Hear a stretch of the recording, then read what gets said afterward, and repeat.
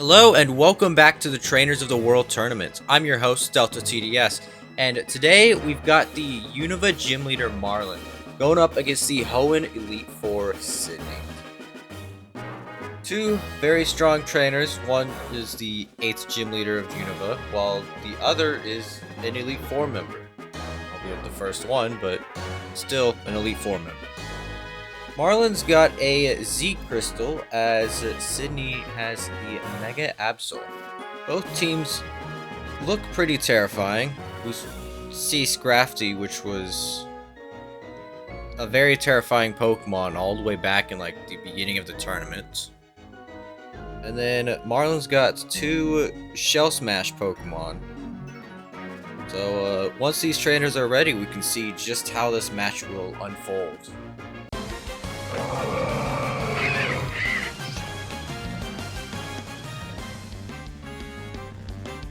Marlon leading off with that Wailord as Sidney leads off with that Mandibuzz.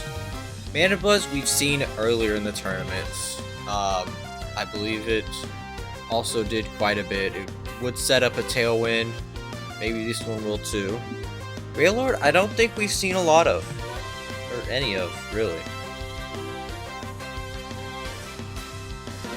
Mandibuzz going for Grass Knot and just destroying that Wailord, just out of there, gone, decimated. Not even giving it a chance to move. This Mandibuzz has probably just set the stage for the rest of the game. Marlon sending out the Quagsire now. Grass Knot is going to take it down to the Sash, and Quagsire going for the Earthquake, and revealing that Mandibuzz is actually a Zoroark. Huh. Cloyster going for the Ice Shard, takes out the Zoroark. No more illusion tricks for him this game. But now Sidney has to figure out something to take out this Cloyster. Actually, now that it was revealed that Quagsire had the Focus Sash, neither Cloyster or Caracosta can have the Focus Sash. So if they're taken out in one hit, then there's no chance for them to set up Shell Smash. Sidney is sending out the Shiftry, underrated Pokemon. Going for the Fake Out, flinching the Cloyster, followed up with a Leaf Blade. And Icicle Spear going to take out the Shiftry. Cloyster is left with 18%, as it is right now 4-on-4, now 3-on-4, as Sharpedo feints Cloyster using Crunch, and it gets that speed boost. Right now it seems like it's back and forth with these two trainers. You know, one takes out one, eye for an eye, something like that.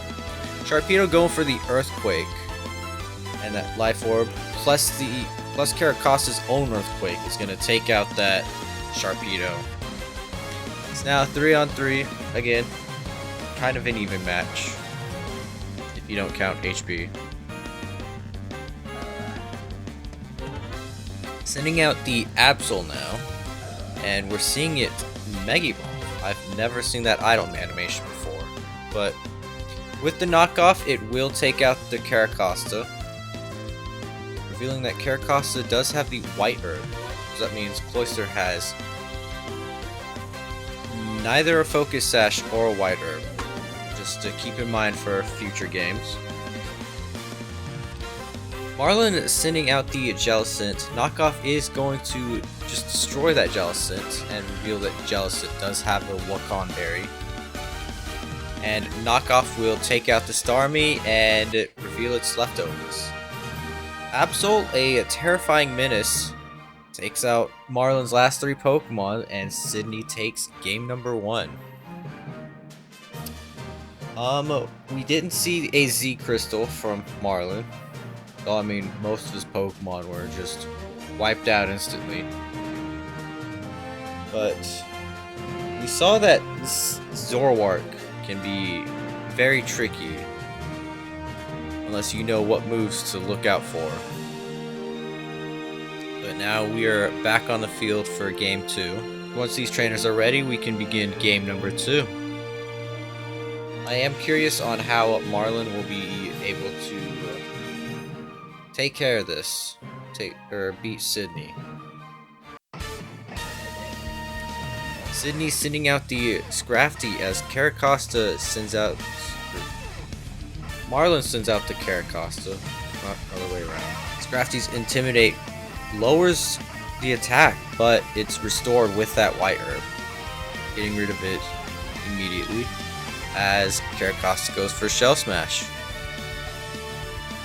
Living on 30%, it's got double speed and attack, but it's still not enough to take out Scrafty as it falls to a Brick Break. I think it's safe to say that the Scrafty is a real Scrafty and not a Zoroark. Marlon sending out the Starmie, going for Thunderbolt to finish off that Scrafty. Marlon does have to watch out for that Zoroark if it ever shows up. Sidney is sending out the Sharpedo here. All that Protect is going to make it faster. Now with that speed boost, it does outspeed the Starmie. And Crunch will KO it. Another Crunch dealing less than half to Cloyster, as Rock Blast will take out that Sharpedo. Cloyster's got some insane defense, but it will still fall to that Grass Knot, which was probably a dead giveaway. Jellicent going for the Scald and destroying Zoroark's illusion. Going for another Grass Knot, still dealing around 40%. As Jellicent gets the burn and it faints Zoroark. It is right now 3-on-3. Not worrying about HP. Now it's 2-on-3. As Mandibuzz uses Knockoff and takes out the Jellicent. Sending out the Wailord now, not having to worry about Zoroark and its Grass Knot. Now it might actually be able to do something here. Mandibuzz going for that Brave Bird, as Wailord goes for Hydro Vortex and it takes out that Mandibuzz. It is right now 2-on-2, and Sidney has sent out that Absol. Last time we saw this thing, it took out the rest of Marlon's team, as it uses close combat and will probably do the same thing here. Marlon sending out the Quagsire. Knockoff is going to remove Quagsire's Focus Sash, not like it could use it now. And it is right now 1v1. Shiftry going for the Fake Out to flinch that Quagsire, as Leaf Blade will finish it off. And just like that, Sidney takes game 2, which means he takes match number 56. Both trainers fought well, though I don't think there was much Marlon really could have done against Sidney. Sidney will be going on to round 3, where he will be facing against either Hao or Lance. So he's certainly got one hell of a match ahead of him.